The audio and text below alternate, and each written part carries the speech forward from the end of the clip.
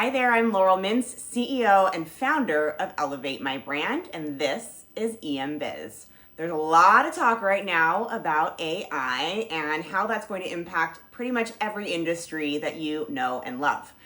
But I think it's just as important for us to talk about how to keep our brands humanized, because ultimately people buy from people.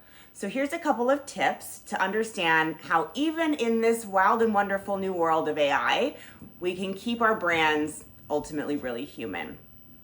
Number one is personalization. So making sure that if you're talking to an individual or even if you're sending an e-blast, that the e-blast has a structure within it that is personalized, using that person's first name or a piece of data that you've collected to at least make it feel like it's personalized. Now, that is one of the beautiful things about AI and all of the tools that we have is that we can be more personal and personalized on pretty much every channel that we're on.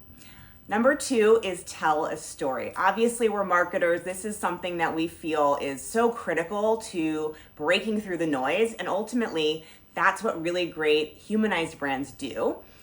So making sure that that narrative storytelling is inherently part of the conversation is critically important.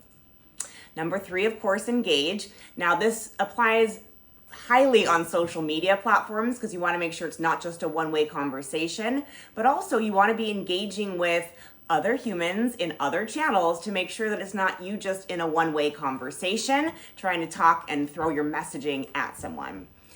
The next one is about establishing your brand voice. This is really unique to personalization or humanization, I should say, because every human is different. That's the beauty of our DNA, right? My voice might be a little bit more irreverent and playful and fun, hopefully, than someone in more of a B2B conversation around things like financials or investing, etc.